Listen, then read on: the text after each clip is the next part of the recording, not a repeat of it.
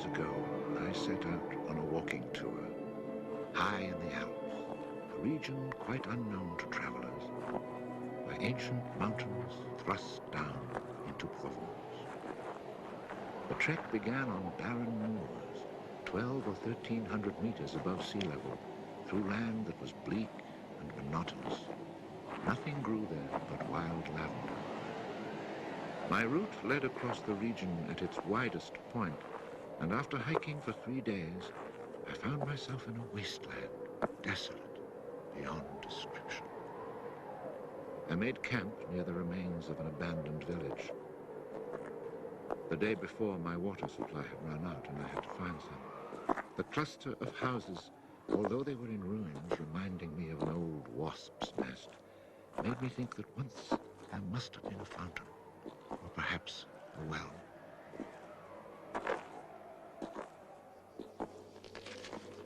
There was indeed a fountain, but it was dry. The roofless houses, eaten away by wind and rain, and the chapel with its crumbling belfry, stood arranged like houses and churches in a living village. But here, life had vanished. It was a sunny, cloudless June day, but over these bare highlands blew a fierce, insufferable wind. Growling through the skeletons of the houses, it sounded like a wild beast disturbed while feeding on its prey. I had to move camp.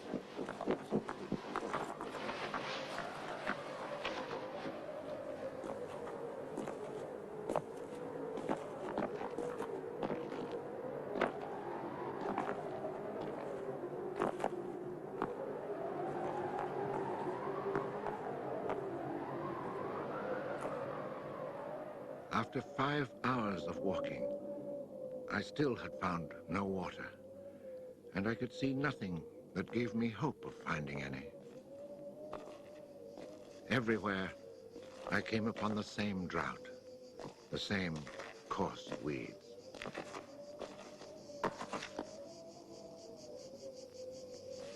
In the distance, something caught my eye. A thin, dark shape that I took for a tree stump. But just in case, I walked towards it.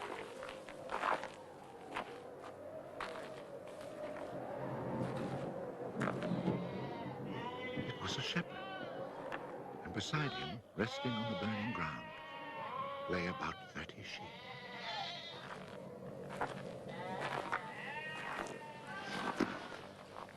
He let me drink from his gourd, and presently, he led me to his sheepfold in a hollow in the plain.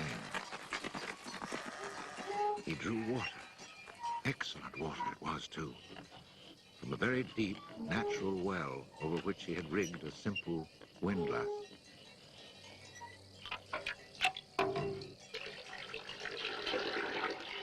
The man spoke very little, often the way with people who live alone, but he appeared sure of himself and confident in his assurance. It all seemed somehow strange in this barren land. He lived not in a hut, but in a real house, a stone house, whose walls clearly showed how his own labor had repaired the ruin it had once been. Its roof was solid and strong, and the wind on its tiles sounded like the sea upon the seashore. Inside, it was neat and tidy, dishes washed, floor swept, shotgun oiled. His soup simmered over the fire. And I noticed that he was freshly shaved, that all his buttons were firmly sewed on, and that his clothes were darned with that meticulous care which makes the mend invisible. He shared his soup with me.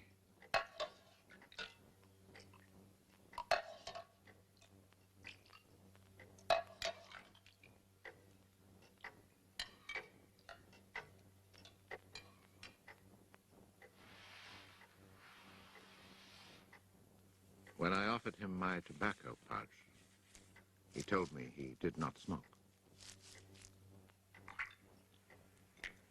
The dog, silent like his master, was friendly without fawning.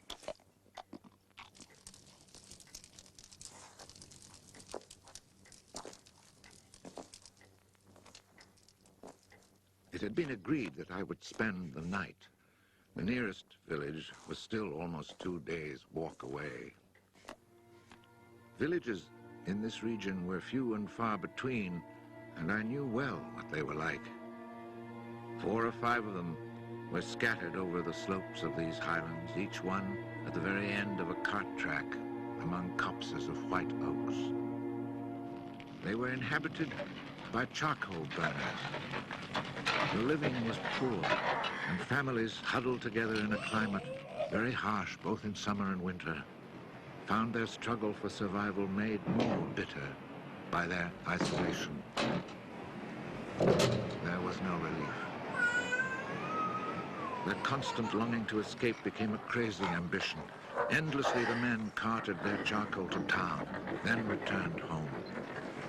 Even the most stable characters crack under the constant grind. The women seethed with resentment. There was rivalry in everything. The sale of charcoal and the church pew. They were rivals in virtue and rivals in vice. And the battle royal between vice and virtue raged incessantly. And always there was the wind. The ever-present wind, constantly grating on the nerves. There were epidemics of suicide and many cases of madness, nearly always ending in murder.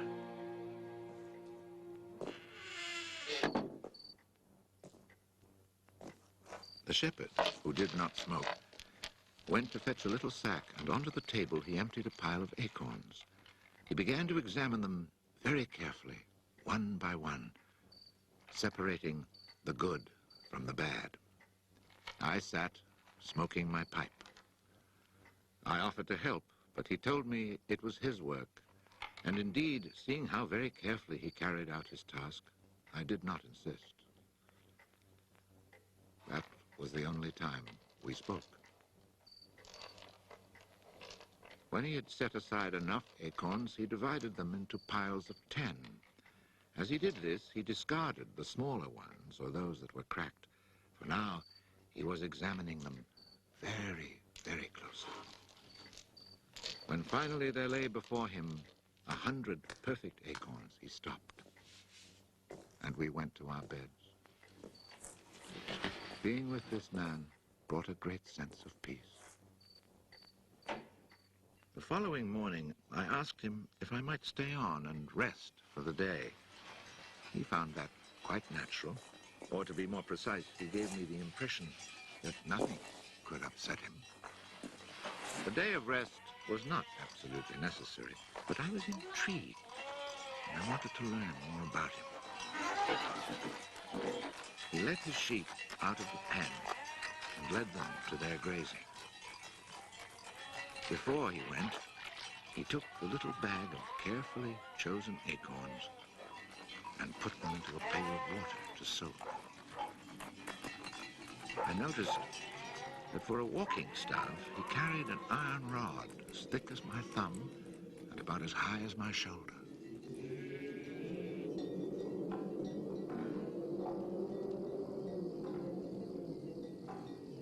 Pretending to take a leisurely stroll, I followed him at a distance, but keeping on a parallel path with him. The pasture for his sheep was down in a dell. Leaving his dog in charge of the little flock, he began to climb towards me where I was standing. I feared he was coming to reproach me. Not at all. It happened to be on his way, and he invited me to go with him if I had nothing better to do. He was going a little farther on, to the top of the hill.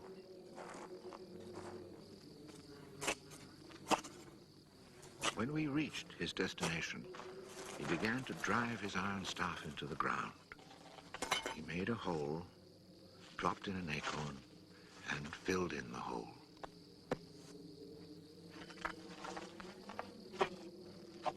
He was planting oak trees. he owned the land. He said no. Did he know who owned it? He did not. He thought it was common land, parish property, or perhaps it belonged to people who did not care about it. That did not concern him. So with infinite care, he planted his 100 acorns.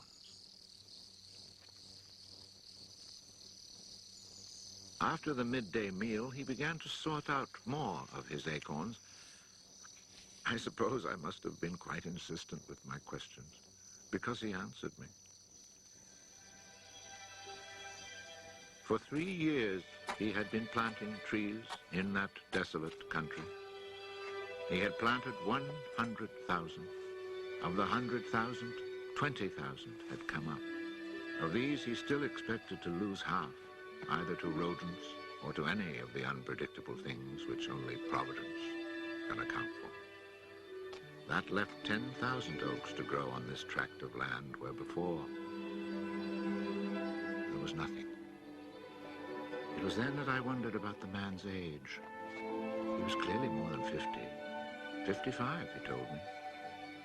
His name was Elzéar Bouffier.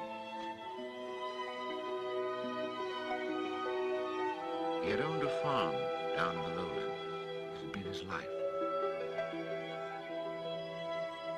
He had lost his only son, and then his wife, and had withdrawn into this solitude where he was content to live quietly with his lambs and his dog. It was his opinion that the land was dying, for lack of trees. He added that having nothing very important to do himself, he had resolved to remedy this state of affairs. I was young and only thought of the future as it affected me and my search for happiness. So I told him that in 30 years, those 10,000 oaks would be magnificent. He answered quite simply that if God granted him life, in 30 years he would have planted so many more that these 10,000 would be like a drop of water in the sea. Already he was studying the growth of beech trees and had a nursery full of seedlings grown from beech nuts. They're quite beautiful. He was also thinking of birches for the dales, where he told me there was moisture just below the surface of the soil. The next day, we parted. The following year came the First World War, in which I was engaged for 5 years. An infantryman was hardly likely to have trees on his mind.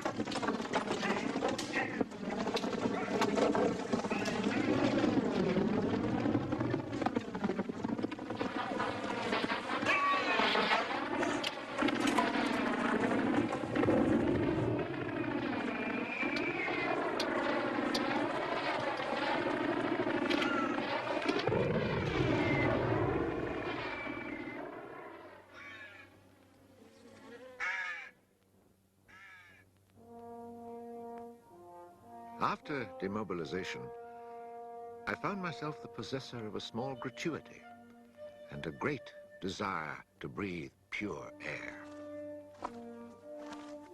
This was my only thought when I set off once more on the road to the barren land. The country had not changed. However, in the distance, beyond the deserted village, I noticed a sort of grayish mist that lay on the hilltops like a carpet. The shepherd who planted trees had been in my mind since the day before. 10,000 oak trees, I thought to myself, really need a lot of space. I had seen so many people die in those 5 years, it was easy to imagine that Elzéar Bouffier, too, was dead, especially since at 20, we think of men of 50 as ancient with nothing left to do but die.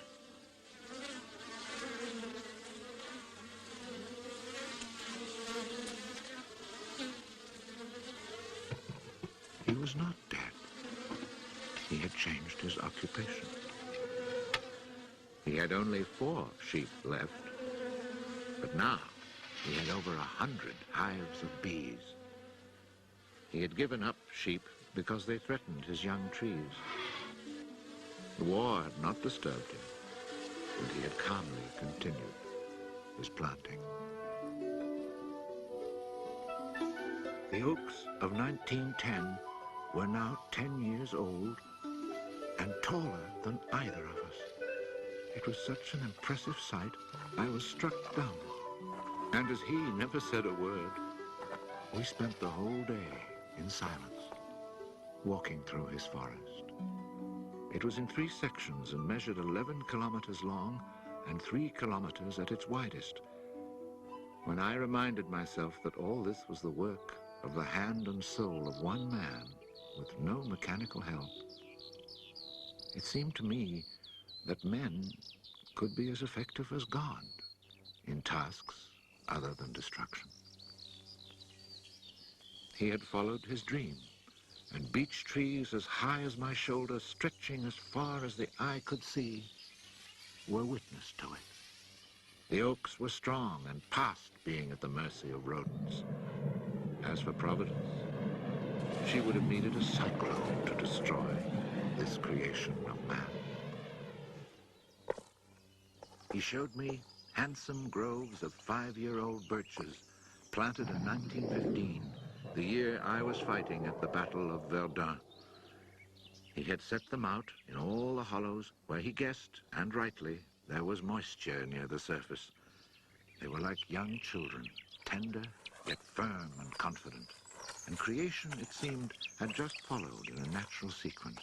He hadn't worried about it. Resolutely, he had gone about his simple task.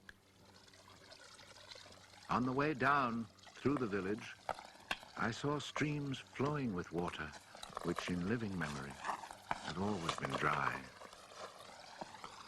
This was truly the most impressive effect of creation's natural cycle that I'd ever seen.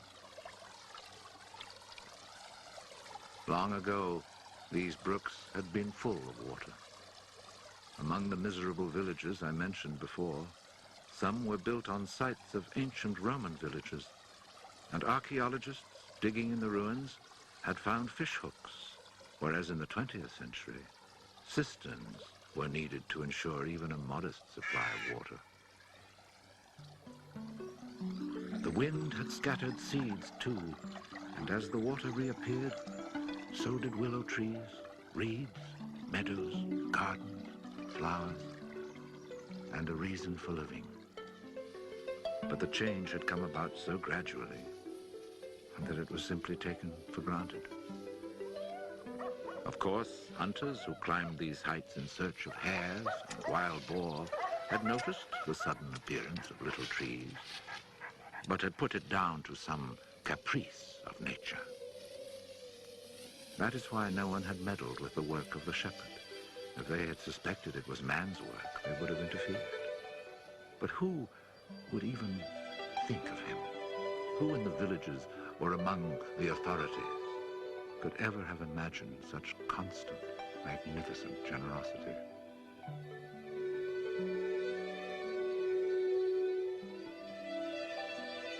Each year from 1920 on, I paid a visit to Elzéar Bouffier. I never saw him lose heart, nor was he ever deterred. And often, God knows, it must have seemed that heaven itself was against him. I never tried to imagine his frustrations, but to achieve such an end, he must have had to overcome many obstacles. For such passion to succeed, he must surely have fought and conquered despair. We must remember that this exceptional man had worked in utter solitude. Solitude so complete that towards the end of his life, he had lost the habit of speech. Oh, perhaps he saw no need for it. In 1933, he was visited by an astonished forester who notified him of an order that lighting fires outdoors was forbidden for fear of endangering this natural forest. It was the first time, the forester told him naively, that he had ever seen a forest grow of its own accord. In 1935, a whole delegation from the authorities arrived to look at the natural forest. There was a high-ranking official from the forestry department, an elected member of parliament, technical experts, and there was a great deal of talk. It was decided something must be done. Fortunately, nobody did anything except for the one good thing. The forest was placed under government protection and charcoal burning was prohibited. For it was really quite impossible not to be enchanted by the beauty of these young, healthy trees. And they had even managed to cast their spell over the Member of Parliament.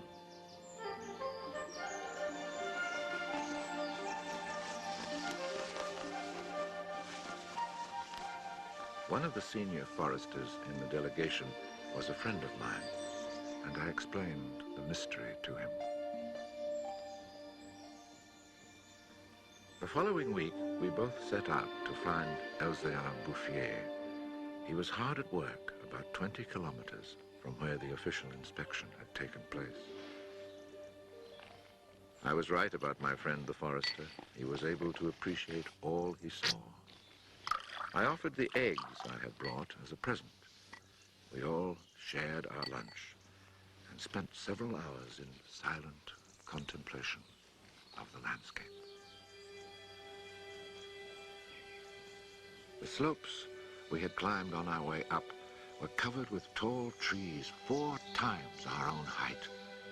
I remembered how it had looked in 1913, desolate, but quiet, regular work, brisk mountain air, the simple life, and above all, peace of mind, had endowed this old man with almost awe-inspiring health. He was one of God's athletes. I wondered how many more hectares he would cover with trees. Before we took our leave, my friend made one small suggestion about the kinds of tree which seemed to suit the soil here. He did not press the point, for the simple reason, he told me afterwards, that this man knows more about it than I do. The idea must have been turning over in his mind, for after we had walked for an hour, he added, he knows more about it than anyone else in the world. He's found a perfect way to be happy. Thanks to this forester, not only the forest, but the happiness of Elzéar Bouffier were protected. The only serious danger to his work occurred during the Second World War. Cars being powered by wood-burning generators. There was never enough wood. So cutting was begun among the oaks of 1910, but they were so far from transportation routes that the whole enterprise proved financially unsound. It was abandoned.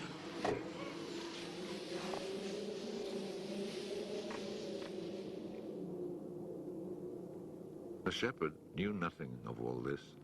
He was 30 kilometers away, quietly going about his business, ignoring the War of '39 just as he had ignored it in 1914. I saw Elzéar Bouffier for the last time in June 1945. He was then 87. Again I had set out on the road to those barren moors. But now, in spite of the dislocation left behind by the war, there was a bus which ran from the Durance Valley up into the mountains. I decided it must be because of this relatively speedy means of transport that I could not recognize the places where my walks used to lead me. It took the name of a village to reassure me that I really was in that region that had once been desolate and abandoned.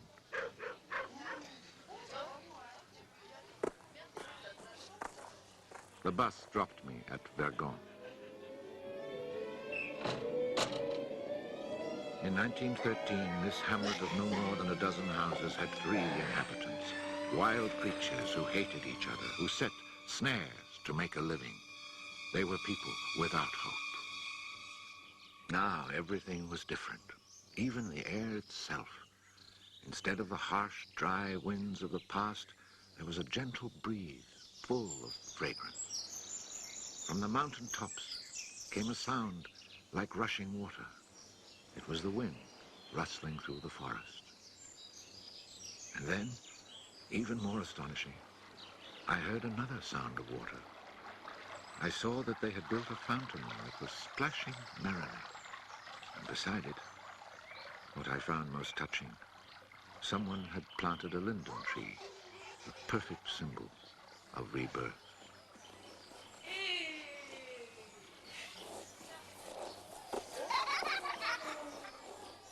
Moreover, Verdun showed signs of the kind of labor that only hope can inspire. So hope had been restored, ruins had been cleared, and crumbling walls torn down. The new houses, freshly rough-cast, stood in kitchen gardens where flowers and vegetables grew in orderly confusion. Roses and cabbages, snapdragons and leeks, celery and anemones. It had become a place where one would want to live. From this point, I continued on foot. The war had not been over long enough for life to reach full bloom, but Lazarus had emerged from the tomb. On the lower slopes of the mountain, I could see small fields of young barley and rye, and down in the narrow valleys, the meadows were green.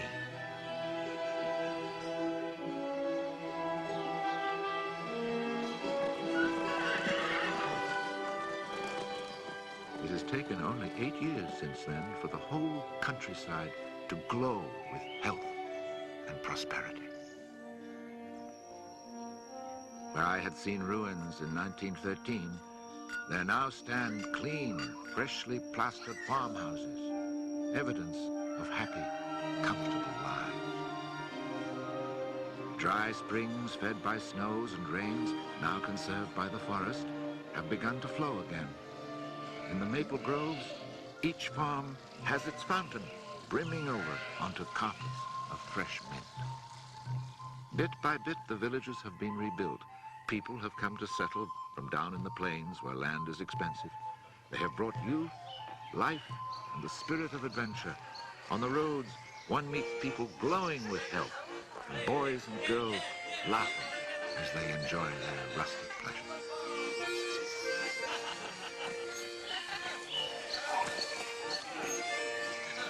Counting those who lived here before, quite changed by their life in gentle surroundings, and including the newcomers, more than 10,000 people owe their happiness to Elzéar Bouffier. When I think that one man, one body, and one spirit was enough to turn a desert into the land of Canaan, I find after all that a man's destiny can be truly wonderful. But when I consider the passionate determination, the unfailing generosity of spirit it took to achieve this end, I'm filled with admiration for this old, unlearned peasant who was able to complete a task worthy of God. Elzéar Bouffier died peacefully in Banon in 1947.